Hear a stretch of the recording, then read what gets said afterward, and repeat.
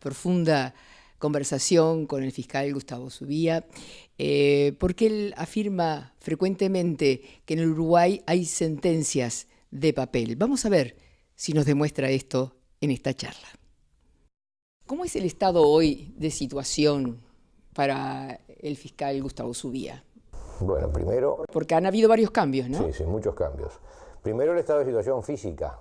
Hay que sobrevivir a un sistema que hoy nos está hackeando fuerte y que llegamos a tener en el mes algunos 8, algunos 6, algunos 3, depende de los meses, se van rotando, noches sin dormir. Una noche sin dormir representa un inicio de jornada normal, suponte que ese día te levantas un poco más tarde previendo lo que se te viene, a las 10 de la mañana.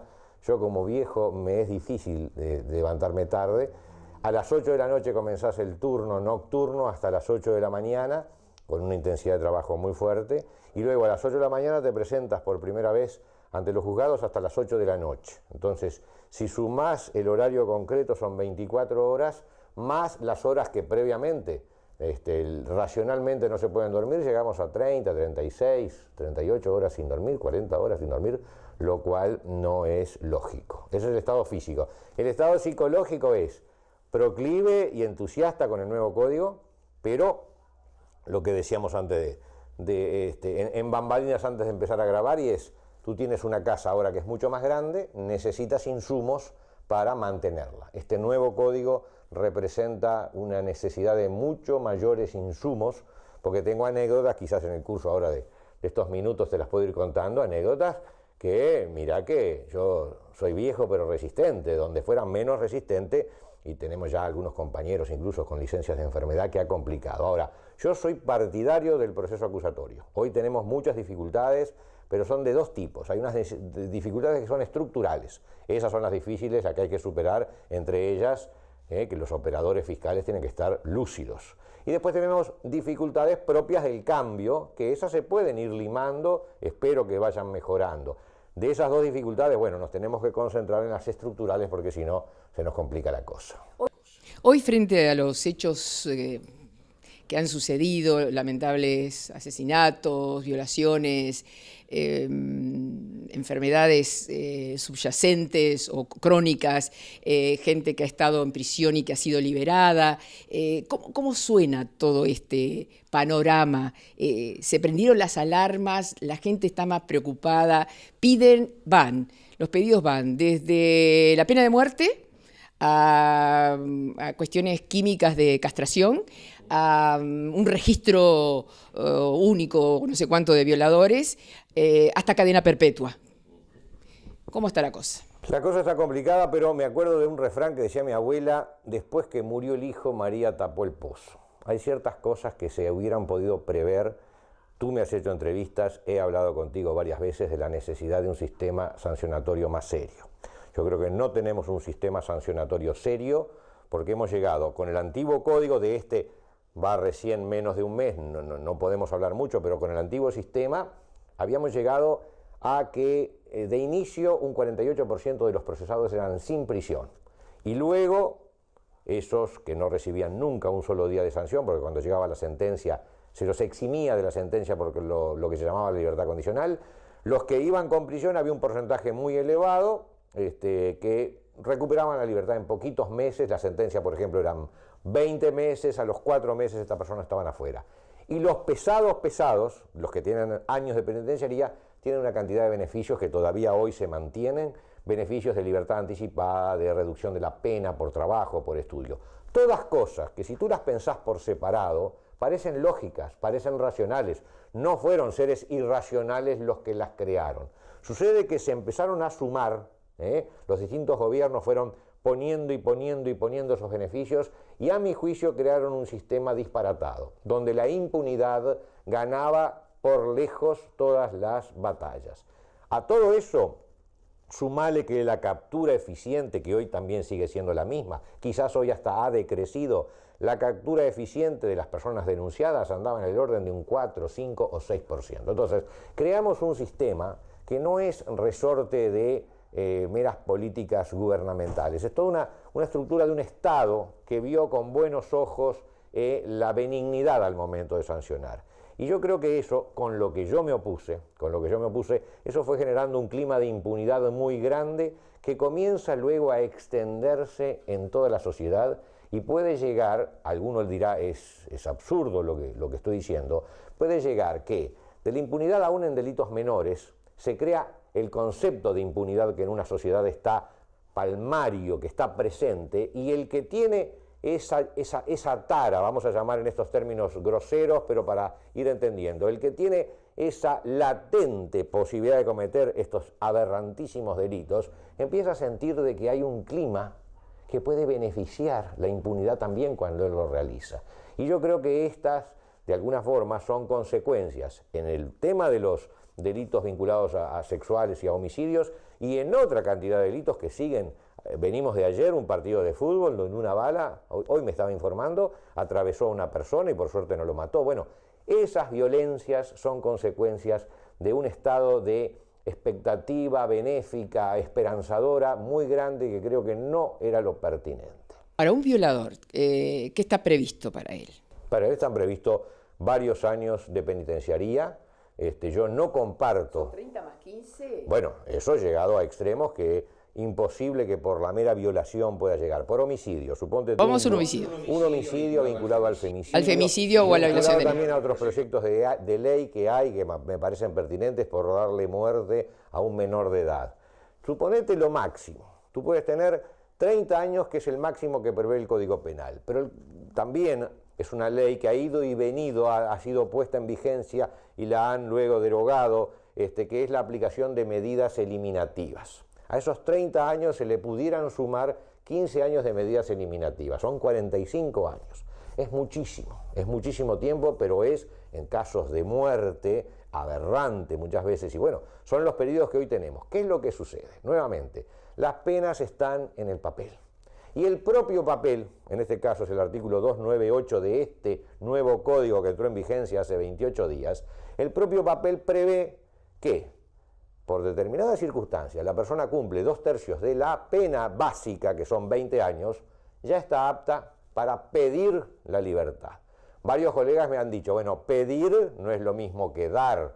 Bueno, lamentablemente, cuando yo te estoy hablando de estas cifras del Código Viejo y de toda la cantidad de gente que quedaba en libertad, de gente que nunca pasaba ni un solo día en prisión, que fue más o menos un 48%, hubiera podido decir lo mismo. Pedir no es lo mismo que dar. Sin embargo, la norma estaba, se pedía, se accedía y teníamos ese marco, repito la palabra, de impunidad. Hoy, un homicida, el peor homicida, entre comillas, que pueda llegar a tener 45 años, ya está en libertad, a los 20, por ejemplo, ya tenemos ejemplos. Bueno, aberrantes ejemplos.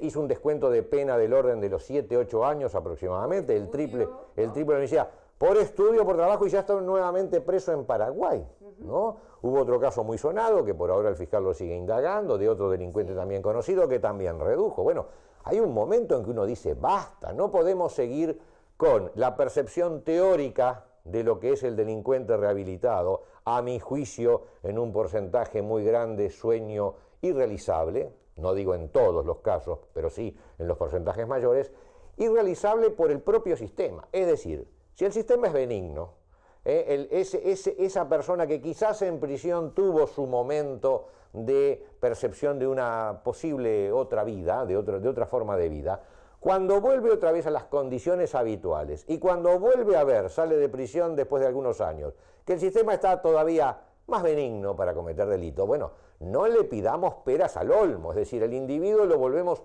suponte tú, un adicto, que el adicto vuelve al ambiente donde están todos fumando las distintas drogas. Es la tentación hecha símbolo. Bueno, el delincuente que hoy sale en un país donde nuevamente estamos con un nivel de permisividad y no punición enorme, es la tentación de volver, y yo creo que ahí está el defecto o los problemas de la rehabilitación. ¿Por más penas?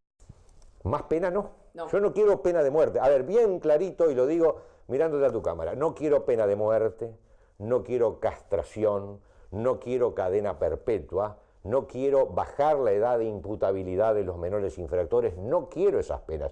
Hay mil y una discusión que se plantea al respecto, hay gente que yo la entiendo cuando pide esas penas, y si querés ahora nos explayamos un poquito más. La comprendo perfectamente, pero yo en lo particular no lo quiero. ¿Por qué no lo quiero? Porque si tú tenés la posibilidad de utilizar 3/4 de tu casa y no los usás a esos 3/4 y a los 2 baños, ¿para qué me estás pidiendo 7 cuartos, 15 dormitorios? No seamos irracionales. Si no cumplimos con lo que hoy tenemos y hay una cantidad de leyes que llevan a que se pueda no cumplir lo que tenemos, no soñemos en pedir más, porque nuevamente no lo vamos a cumplir. ¿Va a ser otro fracaso? Y sería, podés poner cadena perpetua, como hoy hablamos de estos 45 años eventuales que una persona podía estar en prisión, pero después te aparece otra ley que te posibilita que esa cadena perpetua va a ser reducida de acá, de allá, de lo... Bueno, ya con la pena de muerte es otro tema, ya es un tema filosófico ese, ¿no? Pero no nos engañemos, hay un engaño, hay un engaño que consiste en poner en letra grande, subimos las penas, y en letra chica, que yo acá me lo tengo que anotar últimamente, 19 mecanismos para evitar la pena. Entonces, ¿por qué decimos, bajamos el precio? Por ejemplo, señor, hoy usted come más barato, venga acá, pero después, por 78 vías diferentes, le empezás a encajar recarga en el precio y el tipo termina pagando más. Acá lo mismo al revés, subimos las penas, marketing, penas durísimas, pero después, 78 mecanismos votados por el Parlamento Nacional o vigentes en la Constitución de la República. ¿Pero la delincuencia está al tanto de esto? Está perfectamente al tanto. No es un al tanto intelectual, es un al tanto emocional. Es algo así como, fulano llegó al juzgado, ya salió. Mengano estuvo tanto tiempo en la cárcel, ya salió. Todo eso va generando esa percepción. Un entramado social. Un entramado emocional, de percepción emocional que el delincuente siente que sus amigos, sus conocidos, él mismo pudo zafar acá, pudo zafar allá. Entonces, eso, pero rápidamente. Por ejemplo, el año pasado, para citarte uno de estos 19, el año pasado se sancionó una ley, la 19446, que se pensaba que iba a ser dura con los reincidentes. Yo estaba 150% de acuerdo, porque ya el reincidente no es el ocasional, es el que hace de su vida el delito. Esa ley no solo cae este año porque entra en contradicción con el nuevo código, que es un artículo de la ley, sino que esa misma ley creó 2 libertades más, pero 2 libertades que son terribles a mi juicio, porque son para delitos que puedan tener penas de hasta 5 años. Muchos delitos sexuales que hoy estamos investigando pueden tener penas que no lleguen a los 5 años. Y esa ley le da al juez la posibilidad de la sentencia, en lugar de imponer la pena a cumplir, le pone una tobillera al delincuente y el delincuente vuelve a la calle. Y la pregunta que cualquier ser humano se hace es, señor, si yo puedo evitar años de pagar un delito grave, porque 5 años son delitos graves, con una tobillera, lo que tengo no es una pena, tengo una molestia física, no una pena, y eso nos está llevando en el camino de, a mi juicio, bregar por la impunidad, y esta ley es de octubre de 2016, va a cumplir un año ahora. Ahora, el caso último, aunque no se puede hablar perfectamente ni precisamente del mismo, tengo entendido que era alguien que había estado preso y había sido puesto en libertad. No el asesino de la niña. Ya sé que... No puedo hablar de un colega, el doctor Juan Gómez, que se ha manejado excelentemente, no puedo Pero hablar. puede darse ese ejemplo. Vamos a hablar en teoría. En teoría. Vamos a hablar en teoría. Total teoría. No solamente puede darse, es que yo apostaría, de acuerdo a lo que sucede habitualmente, que en ese tipo de delitos la persona obtiene las libertades anteriormente al cumplimiento de la condena. Pero no es centrarse en un caso, porque cuando los delitos tienen connotación de delitos sexuales, generalmente despiertan, ni que hablar los homicidios también, una irritación mucho mayor. Y despiertan estas solicitudes de condena, de pena de muerte, de pena privativa en forma condena perpetua, de libertad o de castración. ¿Y qué sucede? Vamos a otra explicación que me parece interesante de anotar. Cuando en la vida cotidiana tú has sido rapiñado, hurtado, te han violentado físicamente, etcétera, etcétera, que es lo que cada vez está sucediendo más, porque son estadísticas, yo no invento las cifras, y podrán subir y bajar de un mes para el otro, pero las grandes cifras te hablan de hoy 18, 19 mil rapiñas por año, y otrora las cifras eran inferiores, así que no son cifras que se inventen. Cuando la gente empieza a sentir que su vida está cada vez más en riesgo, su vida nocturna está más en riesgo, ir a cenar a un lugar de noche, aunque sea al carrito de chorizos, tiene el riesgo de que ahí mismo te cometan un delito. La gente va sumando una sensación de molestia, de violencia, de rencor. Vamos a usar una palabra fea, pero va sumando una sensación de rencor contra el delincuente. Entonces, cuando aparecen estos casos emblemáticos de delitos absolutamente aberrantes, todo aquello que se fue acumulando, lamentablemente, se proyecta. Entonces, hoy tenemos, y repito, ¿por qué comprendo a las personas que piden pena de muerte? Las comprendo porque algunos han sufrido la muerte de un familiar. Y si yo me ubicara hoy o mañana que a un familiar le pasa eso, yo probablemente hoy cambiaría la opinión que estoy dando. ¿Por qué? Porque cuando eso terrible, que te puede, vos decís, un accidente de tránsito, pero ahí no está procurada la muerte. Estos casos son infames, con víctimas inertes, con víctimas que no pueden defenderse.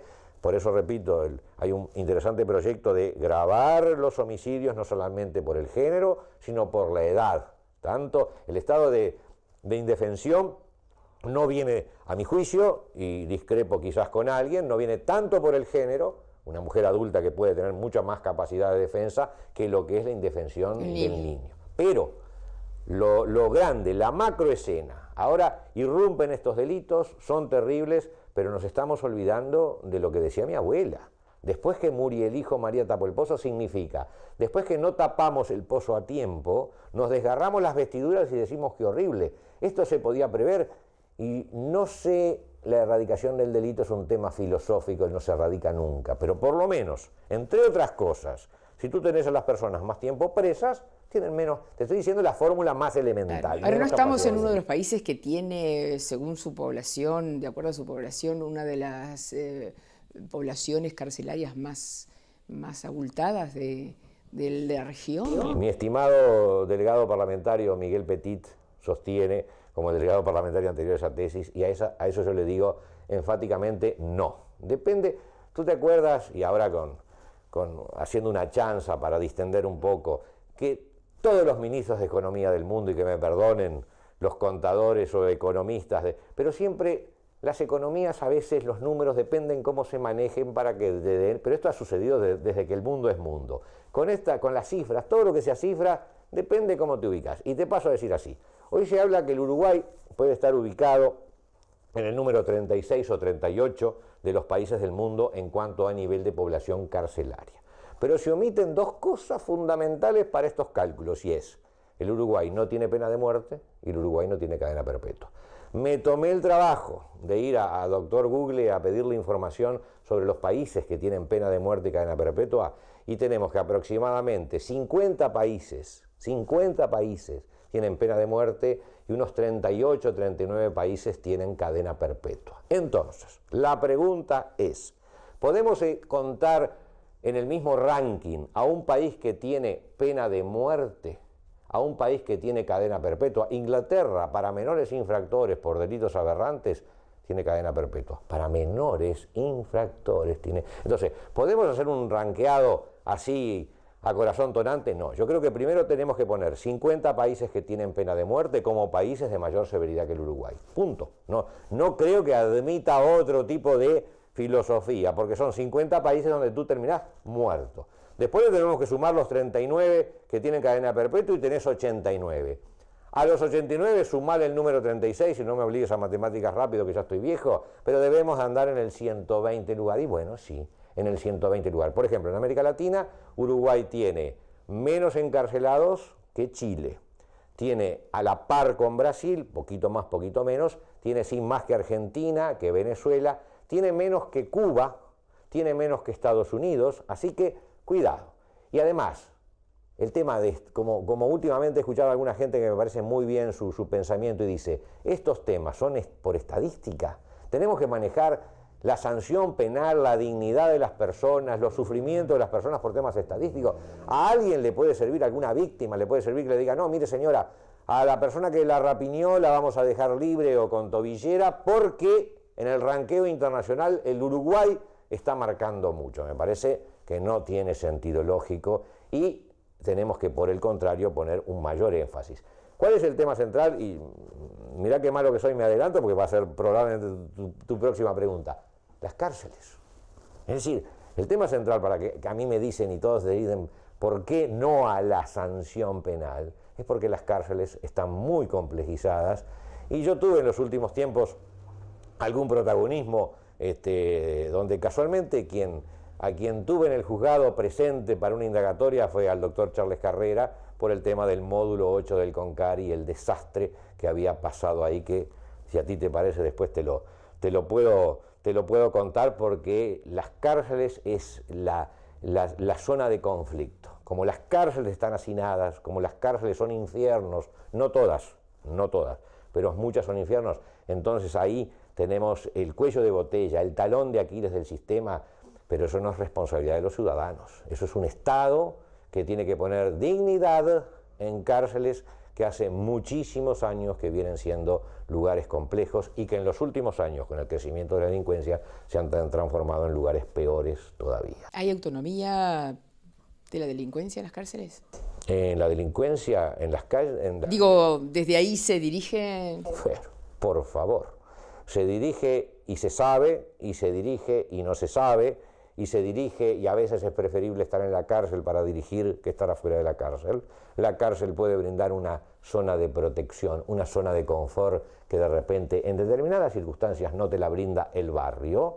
Las cárceles, con el crecimiento que tuvimos hasta hace un mes, porque ahora con el nuevo código, cuidado, estamos asistiendo a un espectáculo extraño. Ya han bajado rápidamente el número de personas que van a la cárcel. Son todo un tema, repito, soy partidario del sistema acusatorio, pero bien implementado. Las cárceles habían venido con un crecimiento terrible y ese crecimiento estaba llevando a que, me decían la gente de cárceles, me decía que por trimestre o a veces por bimestre entraban 200 personas y salían 100. Es decir, el saldo negativo de acumulación es brutal. En el módulo 8, ese módulo terrible donde se han dado homicidios y homicidios también terribles, cuando a mí me tocó intervenir y que por eso indagamos a las personas responsables del Ministerio del Interior. Hoy senador, ¿no?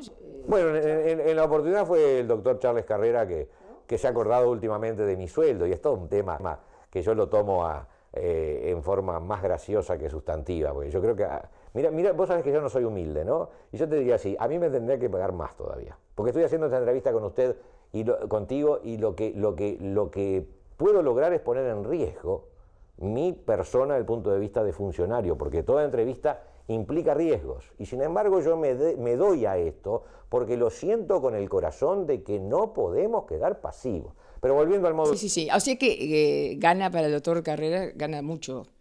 Yo en mano gano 120.000 pesos, ¿no? Y disfruto de un buen pasar, perfectamente, sí, pero lo que yo gano, cuando tengo que dedicar toda mi energía nada más que a esto, yo no puedo tener otra actividad, cuando vengo de una carrera de hace ya casi 40 años, cuando dedico la energía que me parece lo correcto que uno tiene que dedicar cuando es una actividad de esta responsabilidad, cuando puedo cometer en cualquier momento un error, que puede ser para mí muy duro, porque estoy permanentemente expuesto a numerosos errores, más con el nuevo sistema de funcionamiento de este código, y cuando realizo, capaz que ahora un poquito en broma te lo cuento, las actividades de coafer, ahora para los nuevos reconocimientos que hay que hacer en el nuevo Código Penal, cuando hay que hacer las diligencias, reconocimiento, y por decirte nada más que como chanza, una de las actividades más que tenemos que realizar los fiscales en los cientos de actividades, bueno, yo creo que el sueldo es un buen sueldo, pero en absoluto puede imputarse a una persona que además,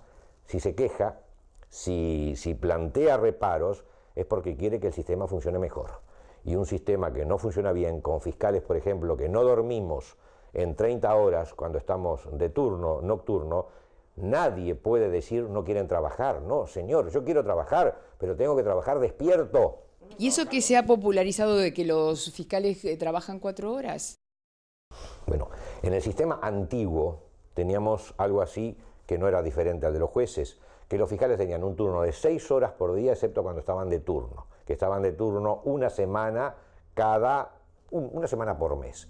Cuando estabas de turno una semana por mes, estabas todo el día a la orden. Cuando estabas a la orden representaba que tenías que dedicarte a lo que fuera. Los turnos a veces esa semana eran hasta de 12 horas o 14 horas, así que en absoluto, y eso era con el antiguo sistema, en absoluto es llevadero el trabajo de 4 horas. Hoy el sistema es diferente, y a lo que apunto no es un tema de trabajar menos o trabajar más, es un tema de trabajar despierto. Yo tengo que perseguir delincuentes y tengo que perseguirlos tanto con la acción policial, la acción judicial. Capaz que tú te acordás, había una película que se llamaba Arresto y Juicio. Bueno, justamente, el fiscal ahora está para el arresto y está para el juicio. Bueno, yo estoy 12 horas de turno, que es la hora del arresto. Y ahí es comunicaciones con la policía, lograr información, traer papeles, fotos, pericias, bla. Y después las otras 12 horas estoy para el juicio. ¿Sabés lo que es llegar a un juicio cuando tú has estado 20 horas sin dormir? ¿Sabés lo que es que se te caigan literalmente? Entonces, no es un problema de que no queremos trabajar, señor.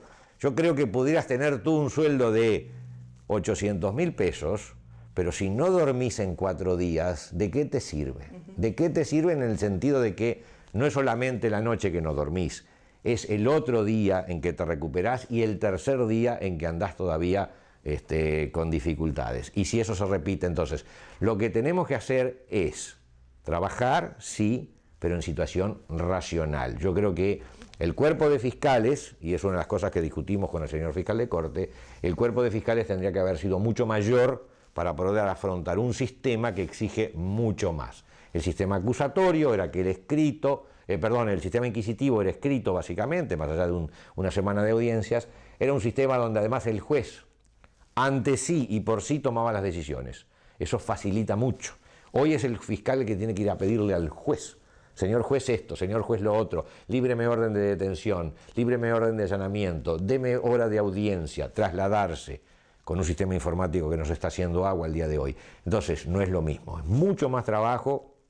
Por lo tanto, lo del principio no es no trabajar, no es comparar lo que gano si violan mis derechos laborales elementales, no hay comparación. No hay dinero que pague que violen tu derecho a dormir. No hay dinero que lo pague, porque aunque recibas fortunas, si no dormís, y ya te digo, 30 horas sin dormir, pero no 30 horas de que estás sentado vigilando una fábrica, donde mal o bien descansás tu cuerpo, te acomodás, de repente en algún momento un pestañeo podés hacer. No, nosotros el problema es que el pestañeo va a llegar cuando estemos ante un juez que nos dice, en un sistema ahora de mayor garantía para los justiciables: doctor, la prueba que me trajo no es suficiente, doctor, no hago lugar a su pedido de esto, yo tengo que recurrir, ya he presentado recursos ante los jueces, discutiendo en forma vehemente mucho. Bueno, fiscal dormido no caza ratones. Tenemos al fiscal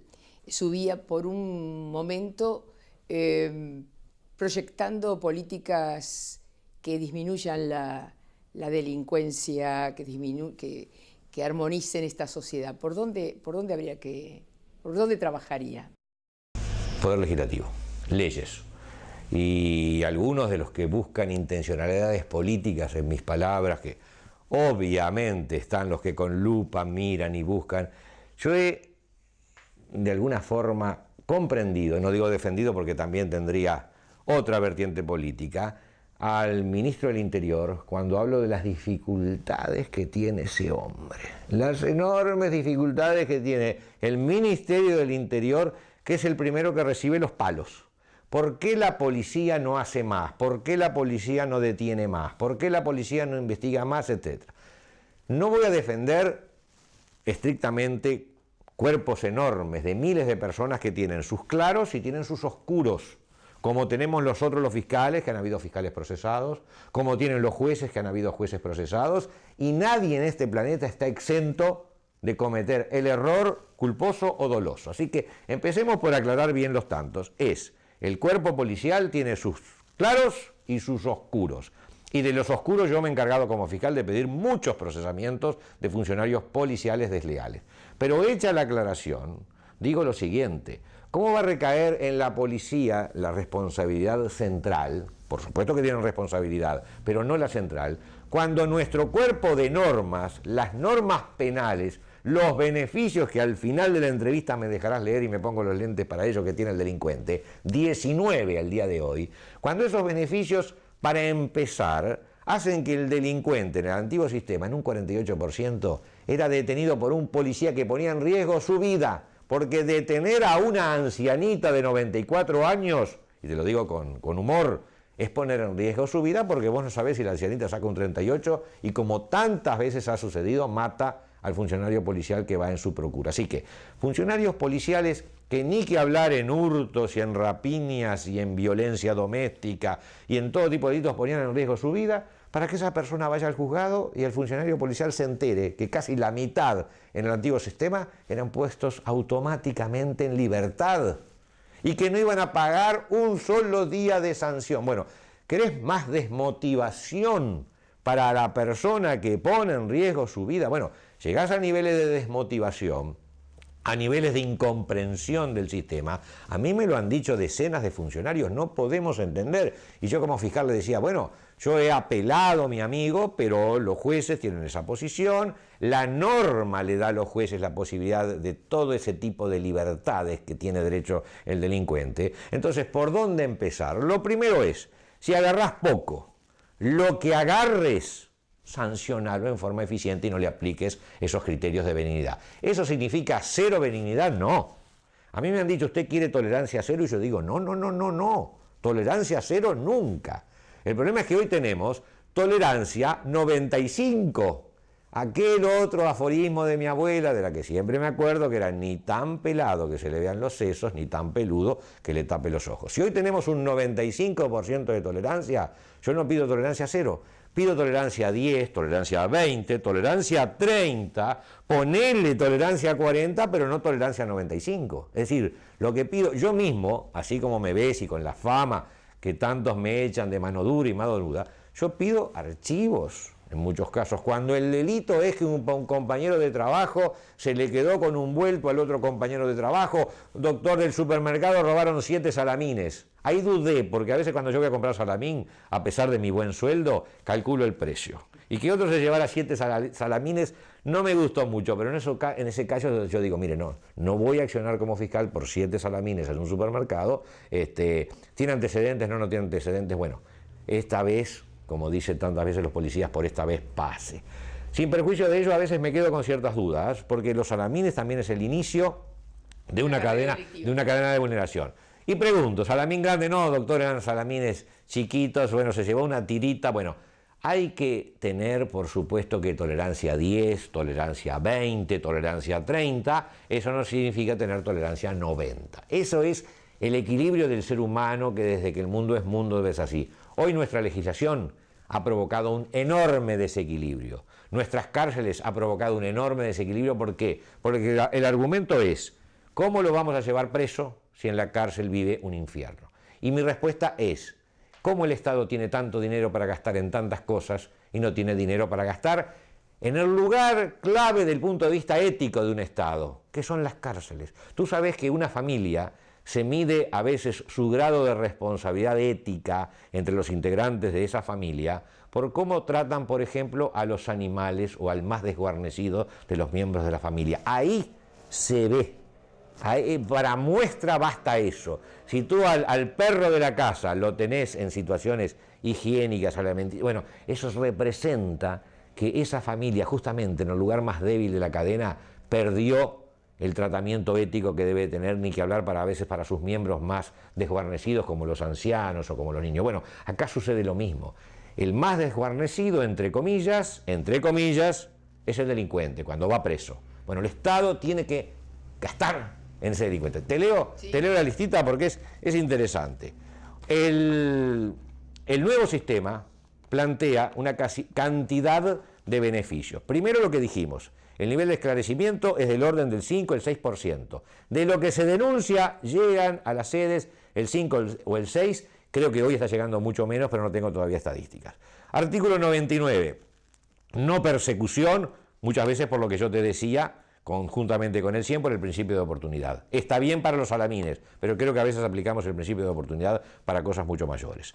382, la mediación procesal. 393, acuerdo reparatorio, lleva a que pagando muchas veces no se va preso. 383, suspensión condicional del proceso, no es malo, pero su abuso genera lo que te vengo diciendo. 284, libertad provisional. 292, libertad anticipada. 221, formalización sin prisión. 100.6, prescripción. Y del viejo sistema, que creo que son los peores, siguen vigentes. Las salidas transitorias por trabajo, las salidas transitorias familiares, la gracia de la Suprema Corte, la libertad por gracia de la Suprema Corte, la reducción de 1/3 de la pena por estudio, la reducción de 1/3 de la pena por trabajo, la prescripción general, el perdón judicial, la libertad vigilada para menos de 3 años con una tobillera y la libertad vigilada intensiva para menos de 5 años de pena con una tobillera. 19 institutos liberatorios, y entonces nos preguntamos hoy, ¿qué está pasando? A mi juicio está pasando, además de que las políticas sociales y que los niveles de educación tienen que tener más impacto, y no niego para nada que esto se arregle solo con pena, por supuesto que no lo niego, pero mi métier es este. Yo no estoy en educación, no estoy en políticas sociales, no estoy en trabajo. Por supuesto que la otra gran pata del sistema hace a políticas sociales, en el macro sentido de la palabra, pero además del estímulo, tiene que estar la sanción. Hoy nos hemos olvidado de la sanción y la gente emerge con ese sentimiento de rabia acumulada cuando se dan estos aberrantes hechos y de ahí que se piden las penas que se pidan.